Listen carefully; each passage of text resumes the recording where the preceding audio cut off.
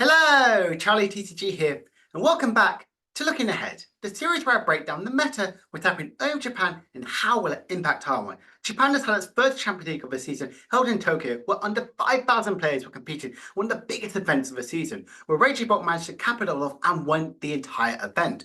So we'll break down exactly the results we've been posted so far. Let's also look at Palkia. I feel like this deck has done incredibly well. Got a top 8 placement with the Noctowl build, and the Dusknoir build was absolutely dominating the City League Championships. So we're going to break down the City League Championships and how it really sort of will impact the Champions League, as well as also some of our Stellar Crown format. We have our first huge major event this coming weekend. There's also a ton of new cards got revealed. Brand new EXs, some A-specs, and some very interesting support Pokemon, which I think could be very, very good for the metagame.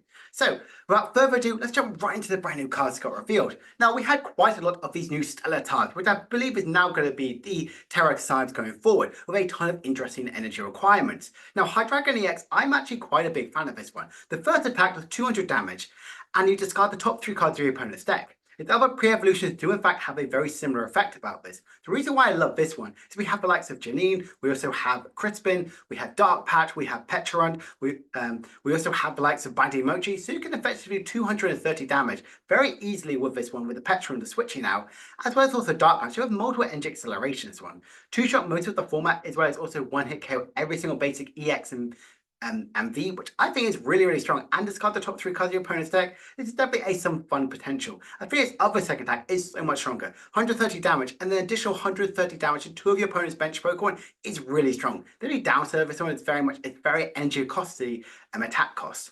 Tatsugiri EX, I think, is the definition of a bulk EX. 100 damage, goes through anything, is not too bad. But if you attack, look at the top 10 cards of your deck, put any number of Pokemon you find it onto your bench. This isn't too bad. I believe it will be like basic Pokemon, but overall, it's kind of fine. I wouldn't say it's going to be the strongest one. It's very difficult to get energy acceleration. Now, Pikachu EX has got a lot of potential. Of course it does. It's one of the mascot Pokemon. Now, obviously, its first thing going for is its ability, Enduring Heart. If this Pokemon has full HP and will be knocked out by any damage from your opponent's Pokemon, is not knocked out, its remaining HP is 10. Instantly, very, very powerful. But its attack does 300 damage for Grass, Lightning, and Metal Energy. Discard 3 energy attacks as Pokemon. 300 damage is a lot. And there is so much going for how we can get this energy accelerated. As Lightning and as Lightning type Pokemon, we have Electric Generator. So that's instantly very powerful. Crispin as well to energy accelerate to this one. We also have energy switches with the likes of Glass Trumpet, with colorless Pokemon. There are so many things going for this one. Or if you want to attack a bit later on, you have Magneton as well. Just knock it out and then energy accelerate from your deck to this Pokemon. There is so much going for why I think Pikachu X is really good. Now you might be going, but Charlie, 300 damage doesn't one hit kill Charizard? Well, with a brand new Stadium card, it does, and Pikachu can hit like an absolute truck. I think this deck has a ton of potential. I don't know if you'll be attacking with it on your first turn of the game, going second, but definitely going second turn over round. As long as you can streamline the Pikachu, Pikachu X could definitely be a threat. Plus, also, I think it could be used in Miraidon as well instead of like some Mewtwo.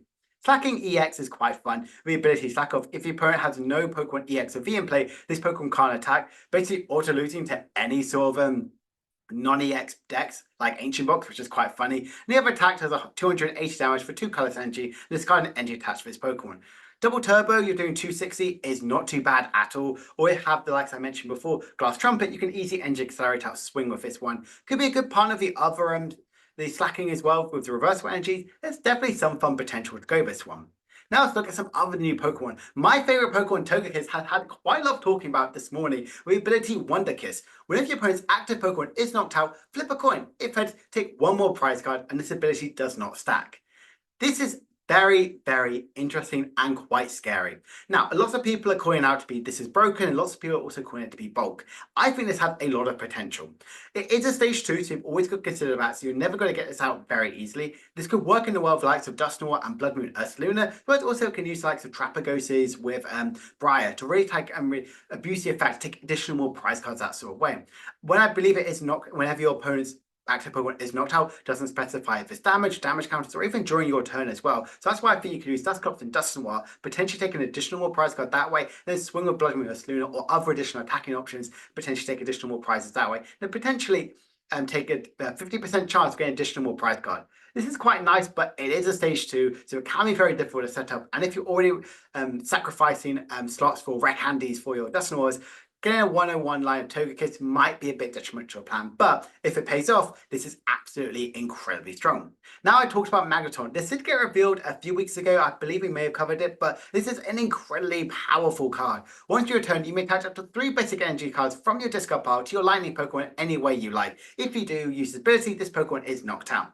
I really like the effect of them saying it's instantly KO, so you do give your opponent a prize card, but you can index throw it to your Pikachus. There's also like some Crispin as well as a Magneton with Electric Generator. You've effectively powered up 2 Pikachus, which I think is very, very scary. It's definitely could work with likes of Iron Hands or any sort of very, very powerful lightning attackers. But I do think the main sort of use of this Magneton will be the likes of the Iron Hands EX as well as the Pikachu with this Terror.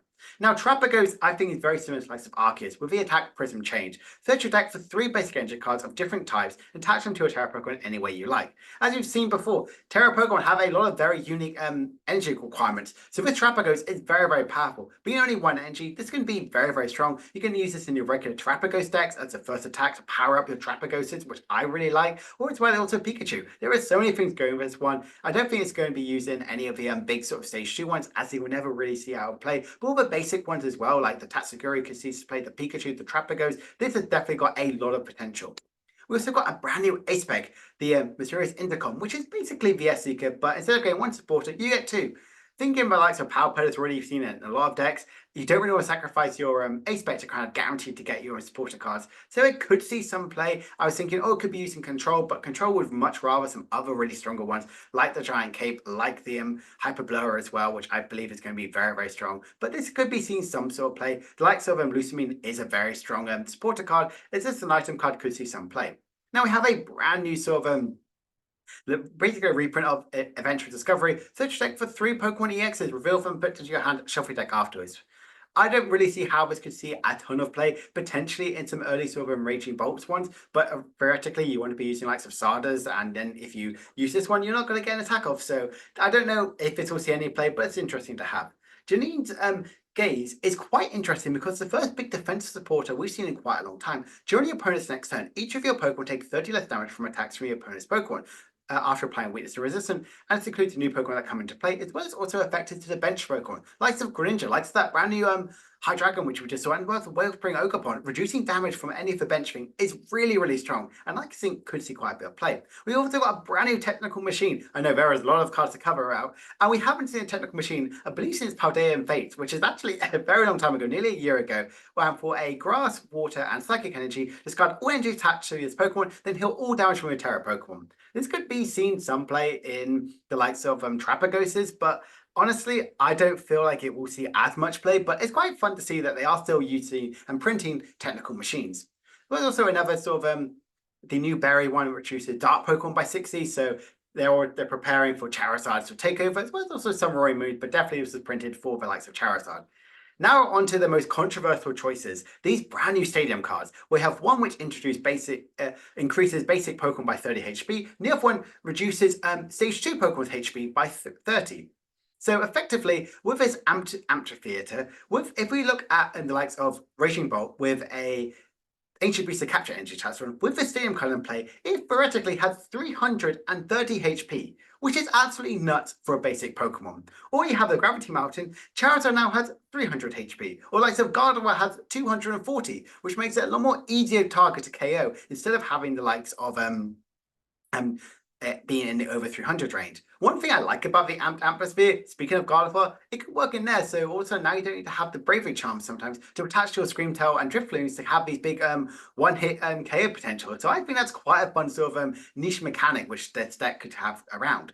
The only thing I don't like about this one is we are going to be focusing in a lot of a big basic format and not enjoying evolution decks. But again, this is still very early. Now we've covered all the brand new cards, let's look at the City League Championships. How the meta really sort of shaped up going to the Champions League. We can see here that Raging Bolt was 21% of the metagame. This is to absolutely no shock. As we've been talking about quite a lot, is that Raging Bolt is very, very powerful in its new metagame. It's very fast, very aggressive with the likes of Briar, with Ogerpon as well as also Charizard being second best archetype. You could get even more prize cards that sort of way. We'll see Charizard being at 13.8, Dragapult being 7.7, and because of these decks being very strong, Gardevoir is in a really good situation. I think Gardevoir, apart from having a terrible Dragapult matchup, which is definitely the case when I did some testing about it last week, Gardevoir has a really good Raging Bolt matchup, so again, I am not shocked in the slightest to see it do really well. Roy Moon is one of their second favorite, and big basic archetype being at 6.9. We see a Palkia is 5%, and our favorite Shenpower is just under at a 2.9%, same thing as Ceruledge.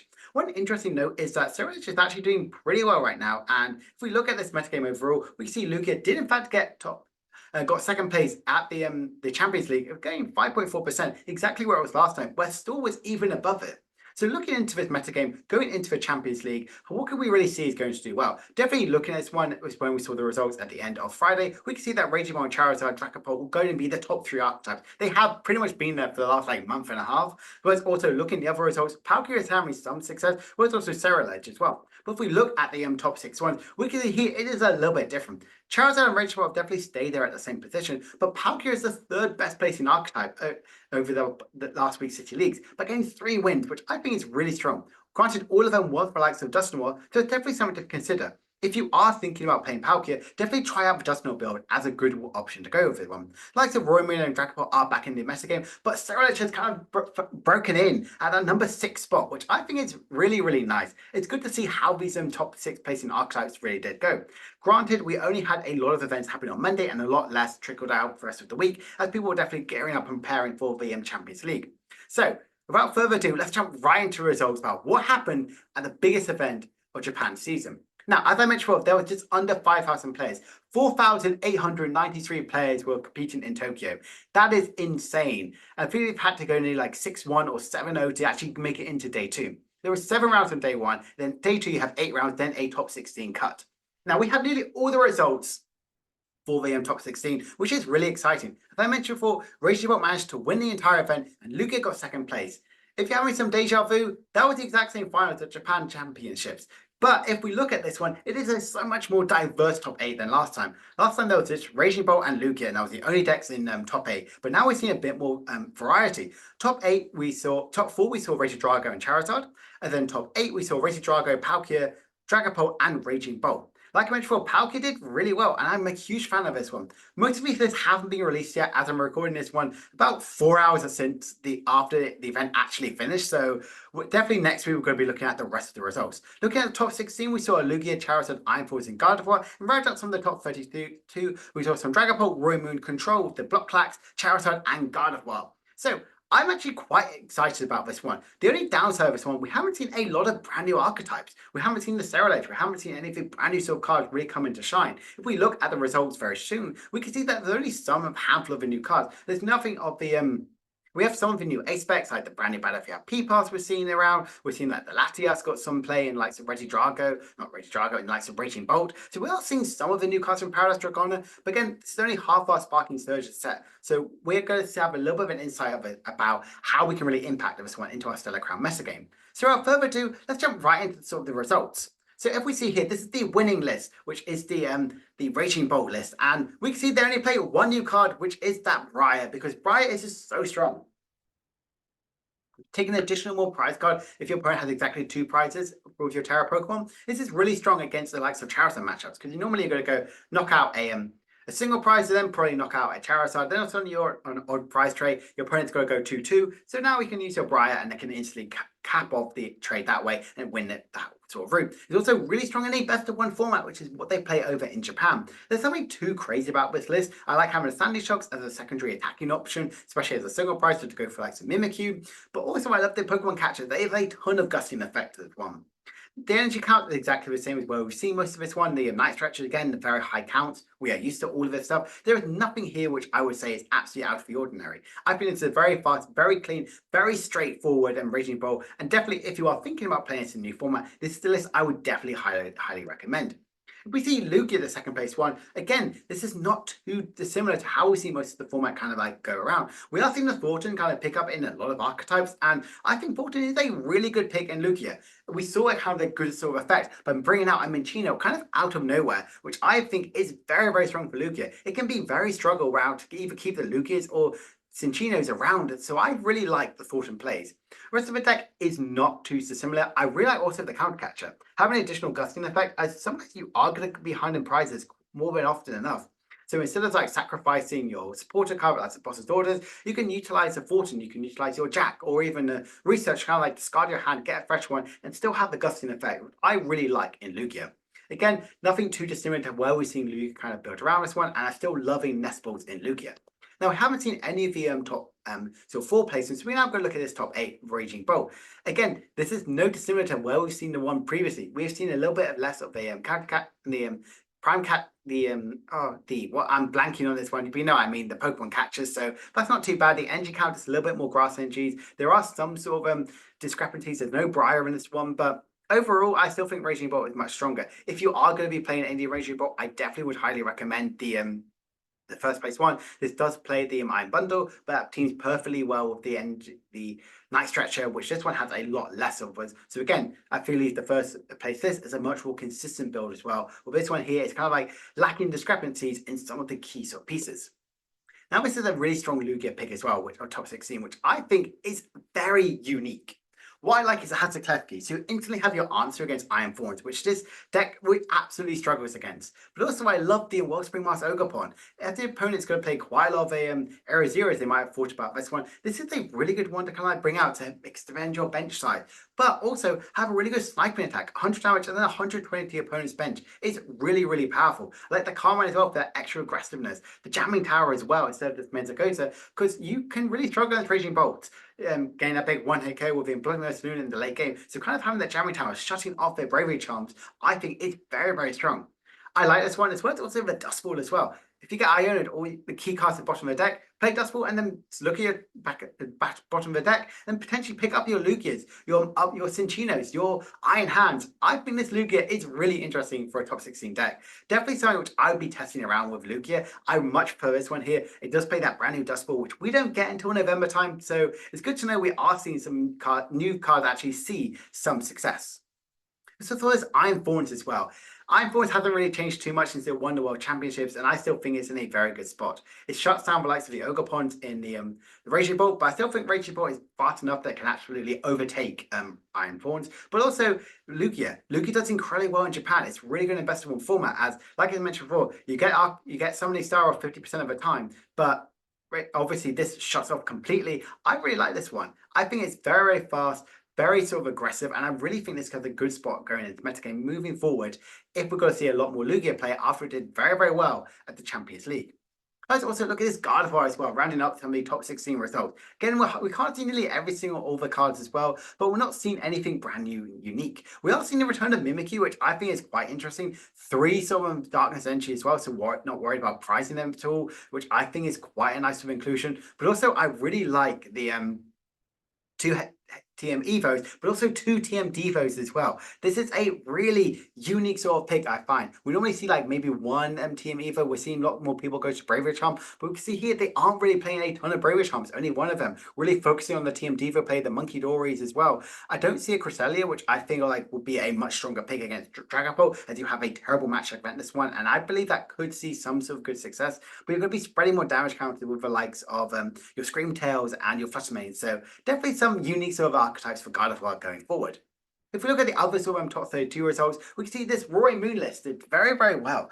Nothing too different about where we're seeing Roaring Moon. We are seeing a lot of Pokemon catchers. I get there in the end, which I really like this one. It's heavy on the item cards because you just want to go through your deck very quickly, as you are playing 4 copies of the Pokemon Pokestop. And the rest of it as well, the Pokemon is very streamlined, very straightforward. I think this is a very good sort of situation moving forward. I also love the Petra. It's also a really good attacking option. Make sure you can attack your Roaring Moon as quickly as possible. And obviously 2 copies of Squawkabilly, because you want to draw for your deck as quickly as possible and have that turn 2 attack. So turn 1 attack going second, or potentially on the second turn of your game.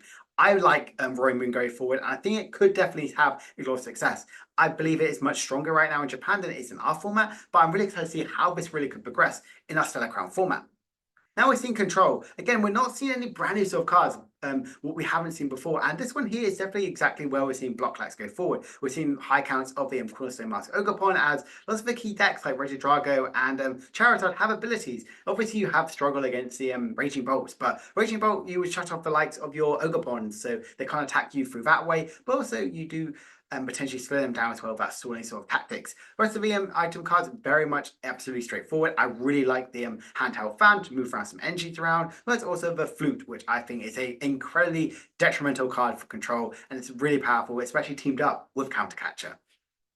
Now let's look at Charizard, and this is one of the best placing ones that we've actually seen revealed so far. Obviously, the top 4 ones haven't been revealed yet. We can see they are going to the unfair stamp because that, I believe, is the best way to play this one. We've seen some of the top players go with Prime Catcher. We've seen the likes of Heroescape just to help in the mirror match here. But also in this one, we're seeing going to a 2-1-2 line of Charizard, which is, I feel like, very, very greedy. We're seeing 2 different types of special energy. The Mist Energy, because they play a lot of Roy Moon, and for this, so having that additional protection is really good. But also the double turbo, making sure you can attack your Radiant Charizard or even Pidgeot much earlier on in the game. They also play 1 copy of Cleffa. There is a lot going on in this deck, and I think having a Cleffa is still really nice. Because you aren't going to really always get your Rotom out as quickly as possible, kind of like going with this one, you have your free retreat pivot, you can draw into your 7, and sometimes it can be much stronger than a Rotom, and it's less likely of a liability. Still going to Fortune, still like the Churro, I still love this one. The Calcium Clone, because you definitely are preparing to go against a Cornerstone Master Ogapon, which I really like in this sort of style of archetype. Definitely think this is a greedy style of deck with only a 2-1-2 line of Charizard, but mostly we're seeing a 3-1-3, but obviously, we did very well by getting that high placement. Now let's look at this other Gardevoir as well. Again, this is just a little bit different to where we're seeing, but we are seeing more of less of the bravery charm on what we saw happening in Portland, but going more of the TM Devo route. We're seeing more of the Mimikyu, but we are seeing the Cresselia in this one, which I'm a big fan of this one. The rest of it is not too scary. Seeing the unfair stamps of the Heroescape because they really value the TM Evo plays and kind of spread around the damage count with Monkey Dory and getting the attacks off with the Drifloon and Screamtail in the later style of the game. I also like the Cresselia to really help you in the mirror, not the mirror match, but also as well as the Dragapult. So I'm a big fan about how this is really going to impact the meta game going forward. Now also let's look at some Palkia. This Palkia with the Dusknoir build was really powerful. We can see here that there is nothing too different to where we've seen most of the build. They are still much more heavy Iona count, but I also love the 3 copies of Irida. Try and get your Palkia set up, get your Iron Bundle, but also all of your item cards as well. I really like Palkia going forward. I've definitely been testing it a lot. I've been testing it with the Iron Leaves package, which so far right now, it's very, very strong. And believe it could be the best way to play Palkia, but obviously we've seen top 4 with the Noctowl, with the Trapagos, and this one here, we saw it with the Dusknoir. None of the Greninja tactics, which is what was playing in Baltimore, but also this one is very fast, very aggressive. You're kind of like going around that checkmatey style of field, so you can take multiple prize cards with your Dusknoir and get the big one-hit KO to Palkia, as well as also Bloody Saloon to clear out in the end of the game. I love Palkia going forward, and even looking at some other different builds like this one here, we can see here they are still focusing on the heavy counts of Iono, but also still playing Irid as well, to kind of get anything you might want to have. What I love about this one, it plays the counter gain, as well as also I believe that as secret box. So I love counter gain. I think counter gain is so strong in this sort of build. You can attack one more earlier with the likes of Blood Moon or Saloon. So it's also Palkia you can only have for 1 energy, as well as also with, I just think it is so powerful, and I absolutely love this style of deck going forward. I think Palkia is in a really good spot going into the new meta game. I don't know if it's going to be the Dusknoir build, or I don't know if it's going to be the Trapagos build. We definitely have to kind of like stay tuned to find out and see how it's going to really impact now Dortmund, as well as also the special event happening over in South America as well. Also, I just want to look at this last sort of fun ones here. Charizard with that brand new ace spec did in fact get a top 64, which I think is still a good sort of placement overall. Nothing too different to where we've seen it. We are going with a 3-1-3 line of 3-1-2 line of Charizard. The rest of the build is not too dissimilar, but I think that ace spec is definitely quite interesting. That means you can definitely take down your search of cards. So we're seeing definitely a decrease in the Buddy Puffin, but it also means you can increase any of your support Pokemon. So having the Briar, Fortin, and multiple other sort of really good key pieces for Charizard. And finally, Loftina made a top 64 placement. And I just thought that was really interesting. I wanted to talk about because we have not seen that much Lost Box deck. I believe that another Lost Box did in fact get top 32, but this hasn't been revealed yet. But I just think it's really interesting that with Lost Zone, it's still seeing some success. I think this is much stronger in a best of 1 sort of format than a best of 3. We are still seeing, I think Giratina is one of the strongest attacks right now with the instant 1-hit KO, as well as also 280 damage. If we're seeing the likes of Regidrago be up there constantly at the top tables, and they're cutting the likes of Gudra, I think Giratina has definitely a huge spot forward. but people are definitely a lot more scared about it. Registrago with the Kieran plays and wiping your entire bench side. That's why this deck has kind of like realized that I'm going to lose to Registrago if I go against Registrago. I don't need to play any of the Mana Thief protection, but still does play the Cassian Clone Greninja play because that is just so powerful. The rest of the deck is not too dissimilar to where we've seen Lost Tina. I just feel it's really interesting to mention that some brave sort of souls in Japan are still being Tina's last soldiers. So, hope you guys have enjoyed this video. Just a little bit different and kind of give my thoughts and feelings about where I think each deck is kind of placed around going forward to it. I do think Palkia is in a really good spot going forward. Potentially the Dustin Work build, we saw it do the best of the City League. We saw it do, and the Tropical build do the best of the Champions League. But how exactly should we be playing Palkia going forward? Will these results actually impact our metagame? We obviously have Dortmund and Bingis Lima this weekend, so we have a lot of huge events on the line right now. So not many of the Paris Dragona cards were really kind of like utilized in any of this one. Potentially some of the ace spec, but we aren't seeing any of them. Seralesh is doing well. We haven't seen Delatias's as well. So I do believe that we can easily, if you are testing for Dortmund, testing for Lima, just look at these results and you can have a really good representation about what the metagame is going to look like. And will the Raging Bolts numbers increase? Obviously, it's one of the best placing archetypes right now, being 20.8% at the City Leagues. It won the event, as well as also another top 8 placement. Could we see more Raging Bolt love right now in Japan? Potentially, so I'm really excited to talk about it next week. Obviously, next week, we're going to break down the rest of the results, and hopefully we'll have a meta pie chart as well to look through exactly about what the Champions League really looked like and how it will really impact the rest of the metagame. So, my name is Charlie TCG. I hope you guys have enjoyed this video, and I will see you guys later. Bye for now.